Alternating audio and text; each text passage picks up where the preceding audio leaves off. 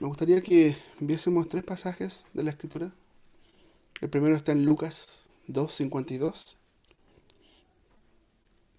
Dice, y Jesús crecía en sabiduría y en gracia, en sabiduría y en estatura y en gracia, para con Dios y los hombres. Vamos a leer nuevamente. Y Jesús crecía en sabiduría y en estatura y en gracia, para con Dios y los hombres. Ahora, por favor, acompáñenme a Apocalipsis, ¿cierto? Capítulo 3, del versículo 1 en adelante. Escribe al ángel de la iglesia en Sardis, el que tiene los 7 espíritus de Dios y las 7 estrellas. Dice esto: yo conozco tus obras, que tienes nombre de que vives y estás muerto. Sé vigilante y afirma las otras cosas que están para morir, porque no he hallado tus obras perfectas delante de Dios. Y versículo 5: el que venciere será vestido de vestiduras blancas, y no borraré su nombre del libro de la vida, y confesaré su nombre delante de mi Padre y delante de sus ángeles. El que tiene oído, oiga lo que el Espíritu dice a las iglesias. Finalmente, mis hermanos, en la epístola de Santiago, capítulo 2, versículo 14. Hermanos míos, ¿de qué aprovechará si alguno dice que tiene fe y no tiene obras? ¿Podrá la fe salvarle? Quisiera, hermanos, ilustrar en primer lugar cuál es la carga que hay en mi corazón. Creo que a través de estos versículos, ¿cierto? El primero que leímos en Lucas 2:52, el Señor nos da un camino, un modelo.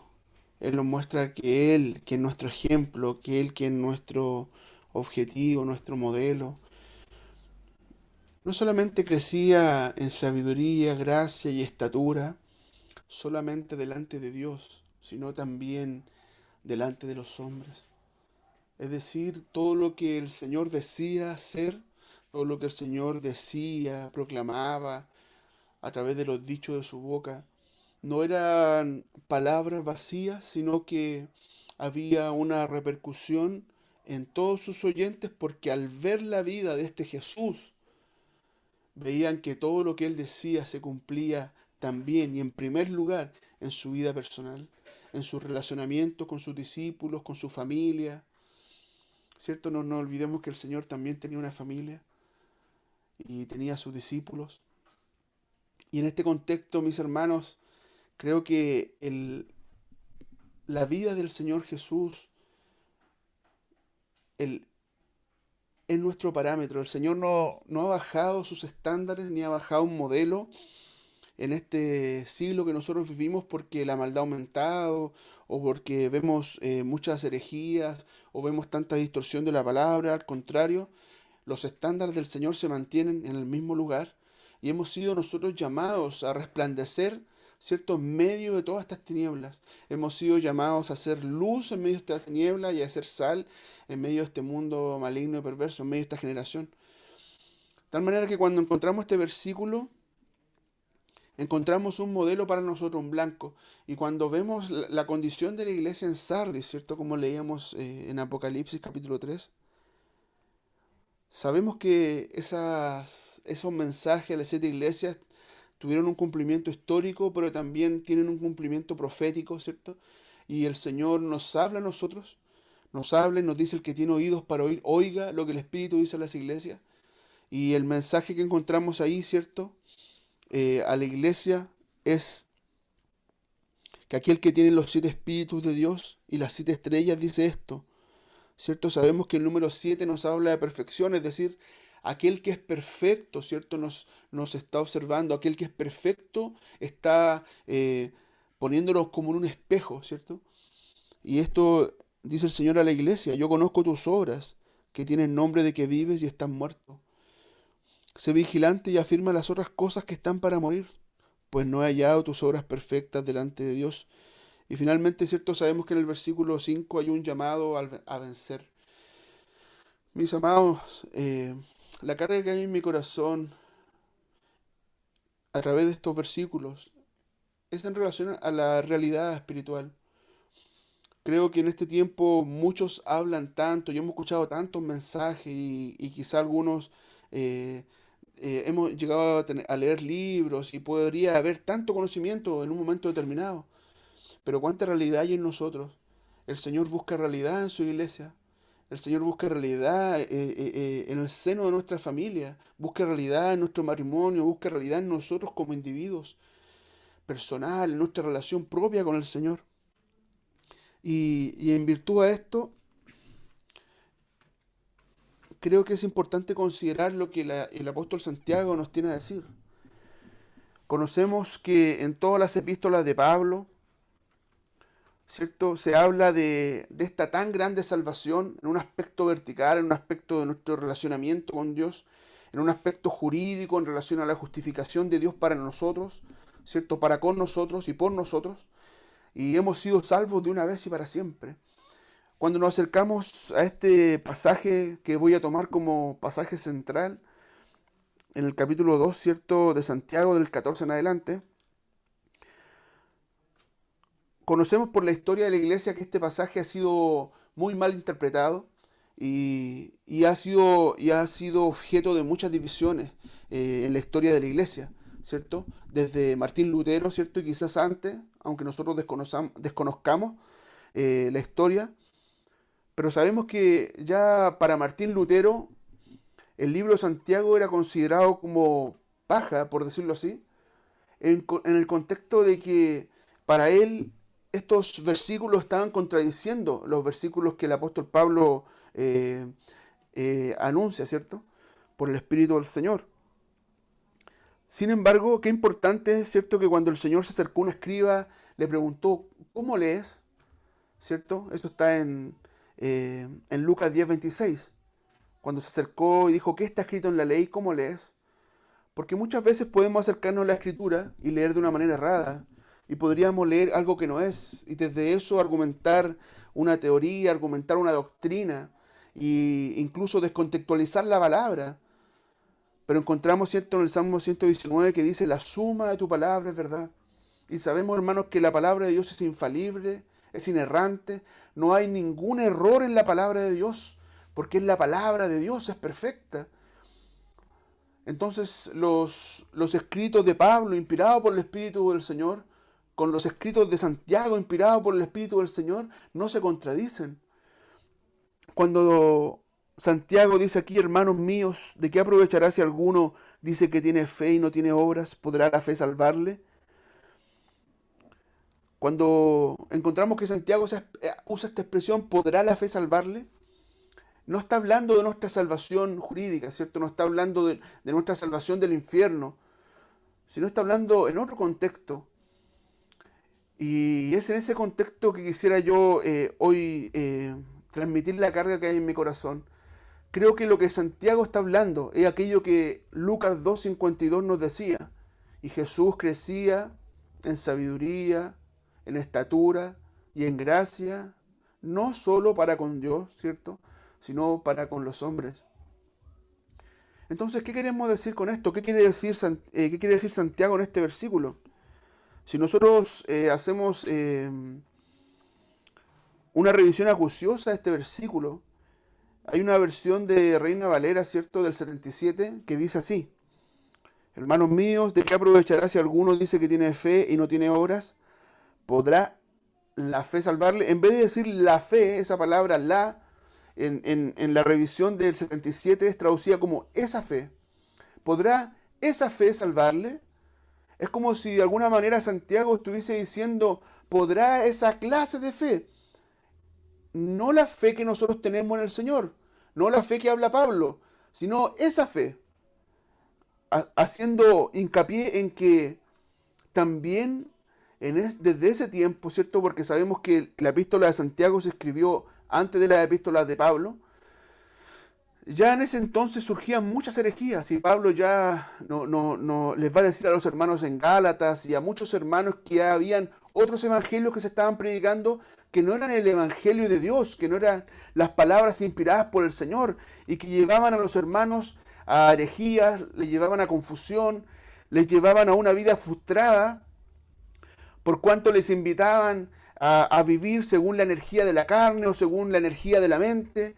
Pero sabemos, hermanos, que la vida de Dios fluye desde nuestro interior, desde el momento en que recibimos al Señor por la fe. El Señor hizo morar en nosotros su Espíritu, y como dice la Escritura, ¿cierto? En Juan capítulo 7, el Señor dijo que cree en mí, de su interior correrán ríos de agua viva. De tal manera que la obra del Señor no es una obra externa, ¿cierto?, hacia nuestro interior, sino una obra que surge desde la vida que Él depositó en nosotros, desde nuestro interior hacia nuestro exterior. Así que el apóstol Santiago nos está diciendo lo siguiente: hermanos, no estamos hablando aquí, en este pasaje del versículo 14 al 26, respecto a la salvación jurídica, aquello que Dios hizo de una vez y para siempre, aquello que no dependió de nosotros, sino que el Señor, ¿cierto?, el Verbo se hizo carne y habitó entre nosotros, ¿cierto?, y fue a la cruz, y en esa cruz, como hoy hemos hecho memoria, el Señor dio su vida de una vez y para siempre, perdonó todos nuestros pecados, juzgó, ¿cierto?, aquello que nos separaba y nos unió al Padre. Nos unió, estábamos lejanos, pero Él nos hizo cercanos. Estábamos atestados de pecado, pero Él llevó sobre sí toda nuestra maldad, toda nuestra iniquidad. No estamos hablando de eso. Esa obra perfecta la hizo el Señor de una vez y para siempre. Y encontramos, ¿cierto?, en las epístolas de Pablo abundante palabra al respecto. Encontramos, por otro lado, aquí no una contradicción, sino un complemento a dichos escritos. Y nuevamente decimos que la palabra del Señor jamás se contradice, sino más bien se complementa y nos da luz para que podamos crecer en el Señor. Y encontramos aquí entonces un complemento, y es que no toda nuestra salvación tiene solo relación con nuestra relación propia e individual con el Señor, o incluso como iglesia verticalmente con el Señor, sino que Dios también nos ha dado un relacionamiento horizontal en nuestro hogar, con nuestros hermanos, pero también para con los hombres. Entonces, aquí cuando se nos es dicho, hermanos, ¿de qué aprovechará si alguno tiene fe y no tiene obras? ¿Podrá esa fe, esa clase de fe, salvarle? Entonces tenemos que aquí identificar al menos tres cosas, ¿cierto? ¿A qué se refiere con esta fe? ¿Podrá salvarnos de qué? ¿Cierto? Y ¿cuál es esa clase de fe que nos salva? Creo que es interesante, ¿cierto?, poder identificar, porque si de alguna manera hemos echado mano a esa fe, podríamos estar viviendo una vida de irrealidad y podríamos estar teniendo problemas con nuestro relacionamiento, nuestro hogar, con nuestros hermanos, e incluso un mal testimonio para con los de afuera. Entonces, ¿cómo dice el texto, cierto? Y le invito, por favor, a que podamos leer todo el contexto desde el versículo 14, ¿cierto, hermanos míos? Acompáñenme, por favor, hermanos. Santiago, capítulo 2, versículo 14. Hermanos míos, ¿de qué aprovechará si alguno tiene fe y no tiene obras? ¿Podrá la fe salvarle?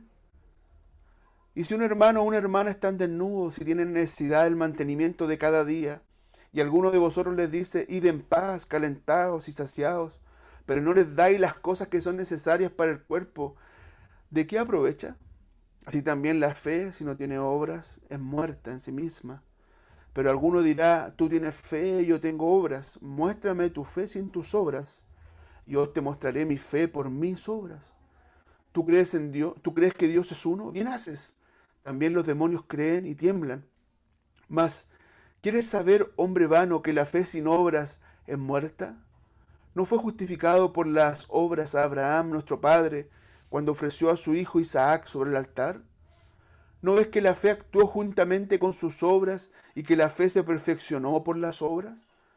Y se cumplió la escritura que dice, Abraham creyó a Dios y le fue contado por justicia, y fue llamado amigo de Dios.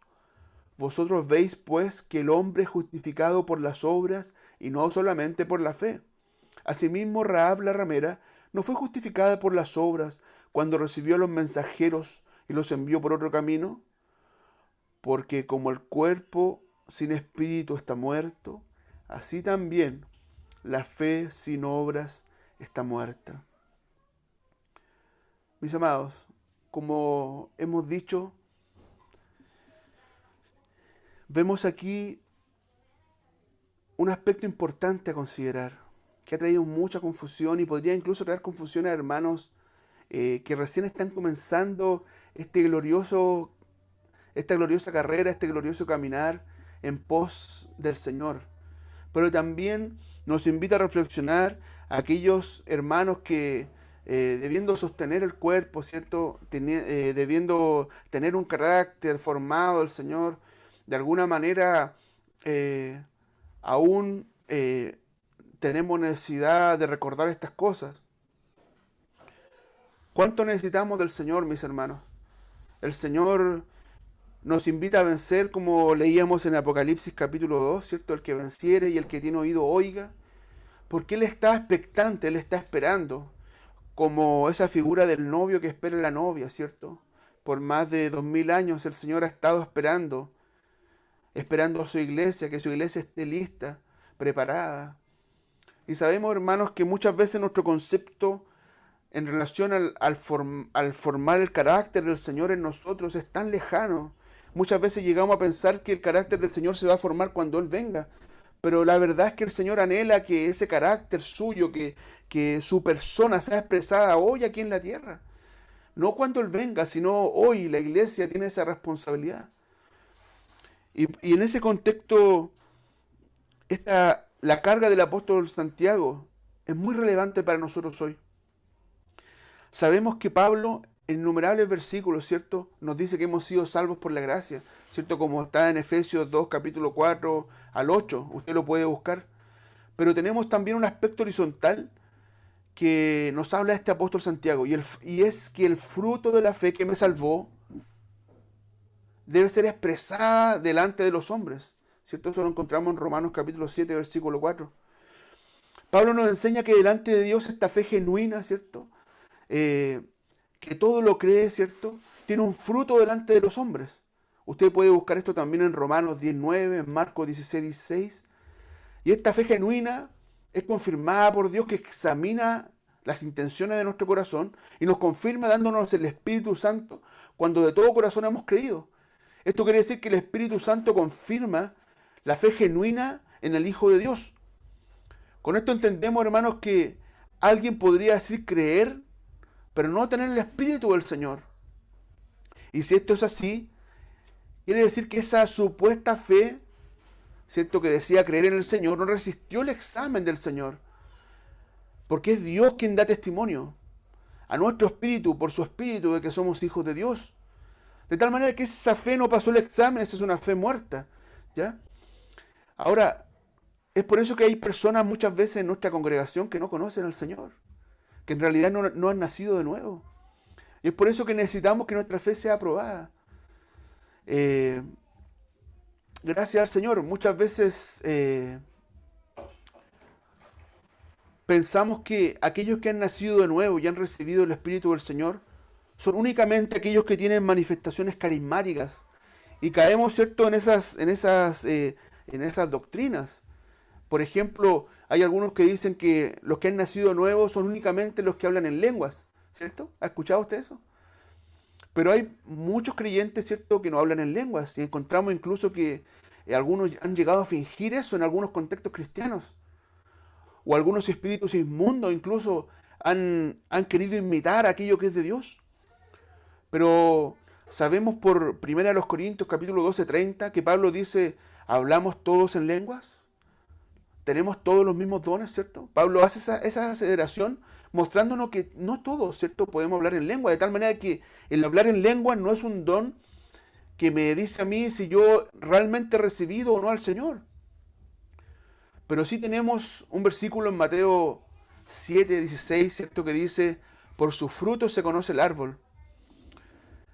Y esto tiene mucha relación con lo que estamos hablando en Santiago, de la fe expresada a través de las obras, porque en primer lugar, estas obras que habla el apóstol Santiago no tienen relación solamente a cosas externas que nosotros hagamos, como el compartir nuestro pan, el dar bienes o dar dinero a los pobres, ¿cierto?, sino que habla de obras que surgen de una fe genuina, y estas obras en primer lugar tienen que ver con estas pequeñas actitudes que vamos viviendo en nuestro diario vivir, ¿cierto? En las cosas pequeñas como creyentes cuando recibimos al Señor.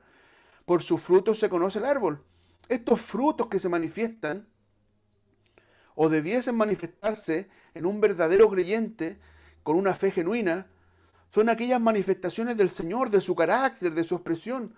Son aquellos afectos de Cristo que surgen en nosotros. Aquellos afectos que cuando pecamos, ¿cierto? Nos equivocamos. Entonces el Espíritu nos habla a nuestra conciencia, nos redarguye, nos invita a volvernos al Señor, a arrepentirnos. Algo que no sucedía antes cuando no conocíamos al Señor. Estoy citando un ejemplo para los hermanos nuevos y que todos los hermanos que llevan un tiempo deberían haberlo experimentado, ¿no? Porque antes nosotros nos deleitábamos en aquella manera vieja de vivir, pero desde que llegamos al Señor, el Señor que nos habita, el Santo que nos habita, nos guía, nos redarguye, habla a nuestro corazón, nos hace volvernos. Y esos comienzan a ser los pequeños frutos que se empiezan a manifestar.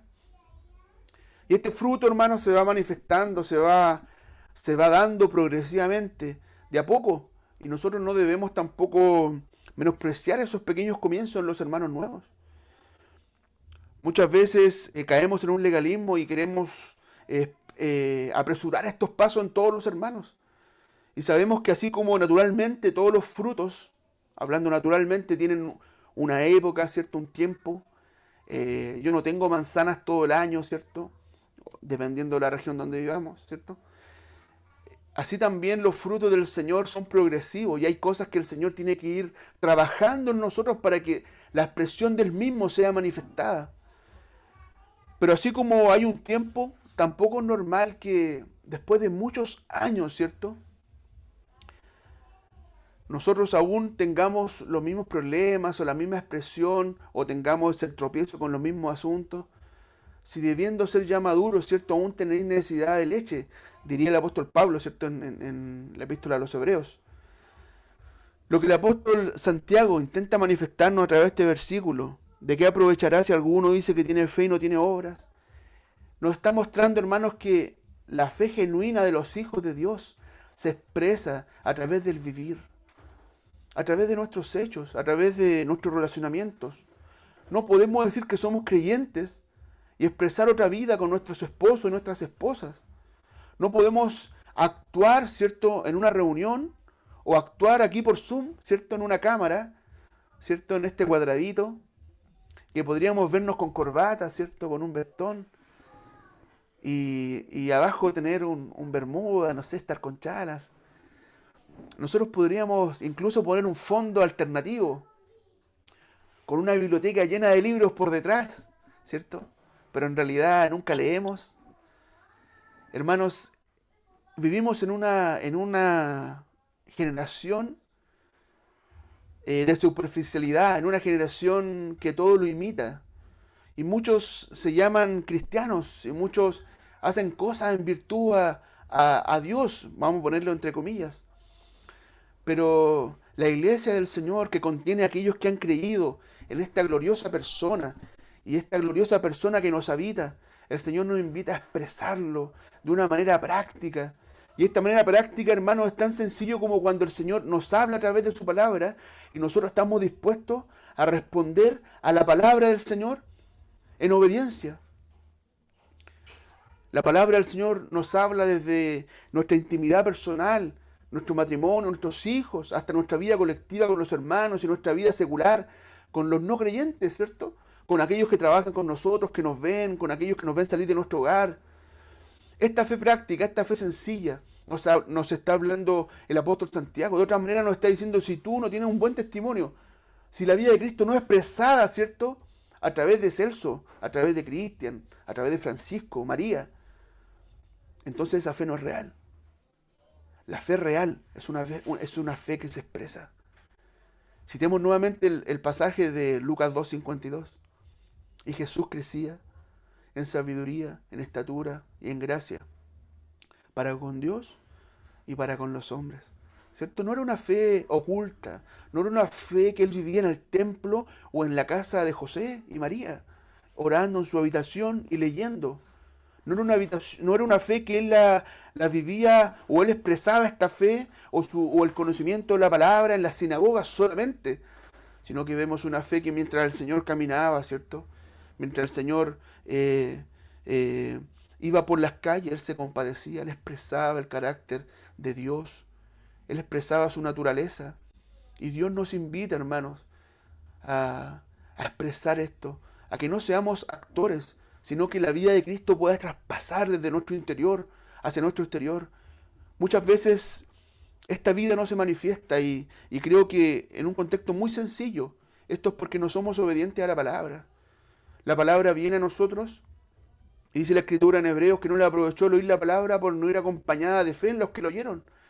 Esa fe en un sentido práctico se traduce en obediencia, si creemos o no la palabra. El lenguaje de Pablo, hermanos, es un lenguaje muy profundo. Lo hemos visto en Romanos, en 1 Corintios, en Gálatas. Pero lo que el apóstol Santiago nos intenta decir aquí es tan profundo como la obra redentora del Señor. Esta obra de expresar la fe que una vez nos fue dada, esta expresión de esta fe genuina, es tan profundo y es tan válido como la obra gloriosa que el Señor ganó y conquistó en la cruz del Calvario. Y Dios quiere llamar nuestra atención a esto. En Mateo 5:16, ¿cierto?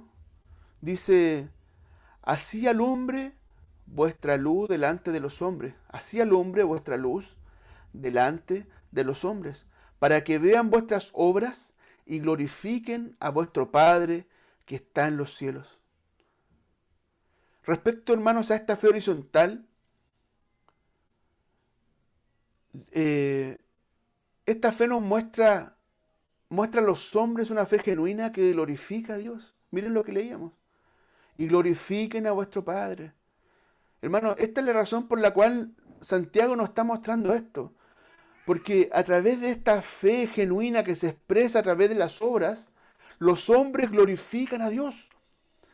Muchas veces nosotros pensamos que darle gloria y alabanza al Señor es solamente a través de los cánticos que entonamos, como lo hacíamos hace un momento.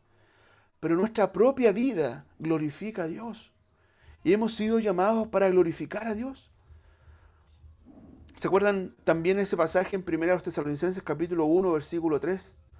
Acordándonos sin cesar, decía Pablo, delante de Dios, del Dios y Padre nuestro, de la obra de vuestra fe, del trabajo de vuestro amor y de vuestra constancia en la esperanza de nuestro Señor Jesucristo, mostrando estos peldaños, ¿cierto?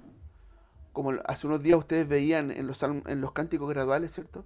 También vemos aquí un camino a seguir. Hay una fe genuina que nos es dada, y esa fe genuina expresa un trabajo de amor, una expresión. Desde la fe surgen las obras. No es que Santiago nos esté hablando que la fe y las obras es un tema disociado, ¿cierto? Sino que lo que Santiago está diciendo aquí y argumentando es que la verdadera fe produce obras. En un retiro, el año 2011, el hermano Romeo Bornelli citó algo que también lo hemos escuchado de otros predicadores, como el hermano Christian Chen, ¿cierto? Que dicen, nosotros los cristianos leemos la Biblia, pero la Biblia que el mundo lee son a los cristianos. Qué interesante frase, ¿no? Creo que muchos predicadores lo han repetido y quisiera, hermanos, recordarla nuevamente. Nosotros los cristianos leemos la Biblia, pero la Biblia que el mundo lee son a los cristianos. Mis hermanos, el mundo va viendo a Dios, cómo es Dios, mediante las obras de la iglesia. Nuestro Señor es la luz. Dicen las Escrituras que el Señor vino a mostrar cómo era el Dios invisible. Eso lo encontramos en muchos textos, ¿cierto? En Juan capítulo 1, en Colosenses 1, en Hebreos 1. Ahora, una vez que el Señor ascendió a los cielos y derramó la promesa del Espíritu Santo para ser nuestro compañero, ¿cierto? Nuestro consolador, El Señor espera que esa imagen suya se reproduzca a través y mediante la iglesia. Y no hay otro vehículo, como decía hace algunos domingos atrás, ¿cierto? Nuestro hermano que estaba compartiendo la palabra y que me tocó el privilegio de poder traducirlo. No hay otro vehículo que el Señor va a utilizar sino la iglesia. Es la iglesia responsable en una localidad, ¿cierto?, de contener. Es la iglesia responsable de alumbrar. Vosotros sois la luz del mundo. Vosotros sois la sal de la tierra. Ahora, en una expresión práctica, ¿cómo nosotros contenemos eso, hermanos? A través de nuestras reuniones, ¿cierto? En nuestros locales de reunión o a través de estas reuniones por Zoom. Creo que en primer lugar, incluso antes de salir a predicar la palabra, esto parte aquí en nuestra intimidad, expresando el carácter de Dios, no mañana, sino hoy. En nuestra vida práctica, volviéndonos en nuestros matrimonios, como dice Malaquí, haciendo volver el corazón de los padres a los hijos y los hijos a los padres. En nuestros relacionamientos con nuestros hermanos, hermanos amados, ¿cierto? Y expresando esta vida para con todos los hombres, como lo hacía el Señor. Damos gracias al Señor, hermanos, por la carga del apóstol Santiago, ¿cierto? Entonces vamos a leer de nuevo. Hermanos míos, ¿de qué aprovechará si alguno tiene fe? Dice que tiene fe. ¿Notan las palabras como Santiago lo dice? Dice, ¿de qué aprovechará si alguno dice que tiene fe? Es como que Santiago, disculpen, nos está confrontando. Tú dices que tienes fe, ¿dónde están tus obras? No nos está invitando a vivir por las obras. Quisiéramos hacer ese alcance todas las veces que sea necesario. No nos está invitando a vivir por las obras meramente, sino nos está diciendo que la verdadera fe produce obras. Vosotros sois la sal de la tierra. ¿Para qué se ocupaba la sal? ¿Se acuerdan? Para preservar. De tal manera que esa es la función de la iglesia hoy también. Ahora, hermanos, esa clase de fe, ¿cierto? Me gustaría profundizar un poquito esto. Hay una expresión que se usa aquí, que hay un escritor que se llama Edis Carballosa, ¿cierto?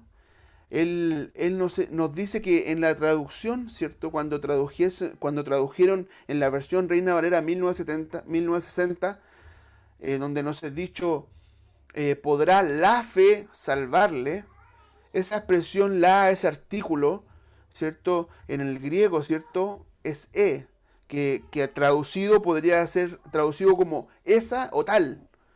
Entonces, si nosotros ajustamos eso al versículo, sería, ¿podrá esa fe salvarle? ¿O podrá tal fe salvarle? ¿Podrá tal fe? Entonces, esta expresión demostrativa nos permite entender que la traducción correcta, ¿cierto?, debería ser esa o tal. Como quien está señalando en una dirección específica. ¿Podrá esa fe? Mostrándonos que hay una fe que es falsa. Una fe que podríamos decirlo así, que era la fe de los fariseos, ¿cierto? A los cuales el Señor una y otra vez les llamó hipócritas, ¿cierto? Porque ellos decían conocer todo y hablaban de la boca hacia afuera, pero por dentro, le decía el Señor a ellos, eran sepulcros blanqueados, ¿cierto? Porque no había una realidad en sus vidas, no había una realidad y había una abismante, ¿cierto?, separación entre lo que ellos decían y lo que ellos vivían. De todas maneras que el Señor nos está invitando a una realidad, pero no es una realidad inalcanzable, es la realidad de la vida de Cristo en nosotros. Es porque cuando nosotros escuchamos otro evangelio y se nos predica esta fe falsa que nos invita a vivir por las obras, separándonos de la fe, separando la vida de Cristo, de la expresión de Cristo, entonces caemos en una frustración tremenda y nunca alcanzamos la expresión del carácter de Dios en nosotros. Entonces siempre estamos soñando con alcanzar el carácter del Señor. Hay una expresión que también está en español y en portugués, ¿cierto? En portugués es o pau que nace torto, morre torto. No sé si Celso me corrige. Pero en una expresión en español es como el palo que nace torcido o muere torcido. el palo que nace torcido, muere torcido. No sé si usted ha escuchado esa expresión, pero muchas veces encontramos eso dentro de la iglesia. No, ese hermano es así. Perdóname, Celcito, por ocuparte como ejemplo. Entonces, Celso, no, si Celso es así, no va a cambiar nunca. No, Celso tiene un carácter terrible, él no va a cambiar. Hermanos, cuán triste es escuchar eso dentro de la iglesia y cuán triste es también escucharlo fuera de la iglesia. Cuando de pronto los no creyentes que tienen que encontrarse con el carácter dulce, compasivo del Señor, y no solamente compasivo, sino también con la verdad de Dios. Porque el Señor no solamente era compasivo. Recordemos que con los fariseos el Señor, si tenía que decir la verdad, el Señor la decía. ¿Cierto? Hay una hermana escribió, ¿cierto? El árbol que crece torcido, jamás su tronco se endereza. ¿Sí? Sí, amén. Hermanos, pero eso no es real, ¿cierto? Para nosotros los creyentes. Porque hemos recibido una vida gloriosa, que es la vida del Hijo de Dios. Y que si somos lo suficientemente humildes delante de Él, para reconocer que si aún seguimos torcidos, es porque hemos sido desobedientes a la palabra, es porque no nos ha aprovechado el oír la palabra, porque nos ha faltado fe, es porque si la palabra no ha operado en nosotros, es porque nosotros hemos limitado al Señor, nosotros no hemos querido responder al Señor, no hemos querido ser sal, no hemos querido ser luz, no hemos querido expresar el amor en medio de los hermanos, ha sido porque nosotros no hemos querido. Si no ha faltado perdón es porque nosotros no hemos querido. Si no ha faltado responder a la palabra es porque estamos acomodados a nuestra condición. Porque es cómodo, hermanos. Es cómodo asistir a una reunión y no comprometernos. Es cómodo que unos pocos hagan la reunión y los demás no participen. Es cómodo. Porque la carne es cómoda. Y es incómodo, ¿cierto? Que el Señor a través de su palabra, remezca nuestro interior. A veces nos enojamos cuando el Señor habla a nuestro corazón de forma tan directa. Pero hermanos, hay una urgencia. La iglesia es la única que puede representar al Señor hoy aquí. Sabemos, hermanos, que si nosotros no respondemos al llamado del Señor, el Señor se ha preservado 7.000 rodillas. Como en la historia de Elías, ¿cierto? Y también como en la historia de Jonás que nos citaba el hermano que compartió, ¿cierto? El Señor quiere usarnos y el Señor nos espera y el Señor nos ama y el Señor a veces nos mete en situaciones y en pruebas para que nosotros podamos contemplar al Señor y en su luz veamos la luz y qué queremos y qué nos quiere mostrar el Señor, que hemos sido tan miserables que no queremos responder, no queremos ser responsables de aquello que ya tenemos, esa vida incorruptible, gloriosa del Hijo de Dios que nos habita, como cuando Dios, ¿cierto?, le decía a Faraón, deja libre, deja salir a mi hijo, haciendo alusión al pueblo de Israel. Hoy el Señor también nos dice a nosotros, deja salir a mi hijo, deja que la vida de Cristo se exprese en ti.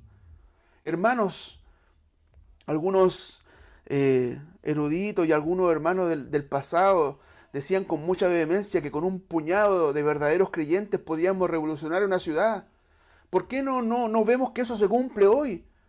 ¿Por qué aquellas historias de antaño no se cumplen muchas veces hoy? Porque queremos, ¿cierto?, predicar el Evangelio sin una realidad. Queremos anunciar las buenas nuevas, pero a medida que anunciamos las buenas nuevas con nuestro testimonio, la estamos dando de baja. Con nuestro testimonio estamos anulando lo que decimos con nuestra boca. Es por eso que la palabra del apóstol Santiago es muy pertinente para este tiempo. Porque nos invita a reflexionar y nos invita a volvernos, no solamente a meditarlo como una meditación de 1 hora de un día domingo y poder decir, no me gustó la palabra o me gustó la palabra, porque la verdad es que ese no es el propósito del predicador, ni tampoco del Señor, ni tampoco de esta reunión, sino que realmente la palabra perfore nuestros corazones y que podamos responder al Señor, no a los hombres, ¿cierto? Porque es el Señor quien nos invita a vencer y nos dice, si alguno tiene oído, oiga lo que el Espíritu dice a la iglesia. Hermanos amados, recuerdo la historia de George Mueller, ¿cierto? Creo que todos ustedes o la mayoría quizá la conoce, ¿cierto? Él en un momento quiso responder a esta expresión del Señor, a esta fe genuina, y él vio que a causa de la pobreza en Inglaterra, ¿cierto? Y de muchas muertes de padres y madres, de muchas familias, ¿cierto? Por diversas razones, en aquella nación, ¿cierto? Había muchos huérfanos. Y el Señor lo impelió, ¿cierto? A que Él fuera la respuesta de Dios para aquella necesidad. No solamente orar por la necesidad, sino que Él quiso ser la respuesta a esa oración. Muchas veces nosotros oramos sin querer ser la respuesta. Entonces George Mueller decidió levantar una casa para huérfanos, donde eran alimentados, vestidos, cuidados. Su único sustento, sabemos por la biografía, era Dios. Y él oraba y a veces no tenía pan. Y él oraba para que el pan llegara. Y en el momento oportuno golpeaban la puerta, ¿cierto?, del orfanato y traían pan. Porque Dios, ¿cierto?, como dice el Salmo 68, versículo 5, es padre de huérfanos. Pero hermanos, Dios siempre respalda aquello que comienza en Dios. Dios siempre, ¿cierto?, va a ser nuestra retaguardia, si Él fue nuestra vanguardia. Y cuando nosotros respondemos a la palabra de Dios, no importa, hermano, cuán grande sea la montaña que esté delante de nosotros, esa montaña puede ser nuestro carácter, puede ser una situación que no hemos resuelto con algún hermano, una falta de perdón, por ejemplo, o incluso a atrevernos, ¿cierto?, a anunciar el Evangelio a nuestros compañeros de trabajo. El Señor siempre va a ir con nosotros, porque Él siempre respalda aquello que Él comienza. Gracias al Señor, hermanos, por todas estas historias, ¿cierto?, de hombres y mujeres que se posicionaron en la brecha para responder en el tiempo que vivían a las necesidades que Dios tenía. Dios nos invita, hermanos, a tener una realidad.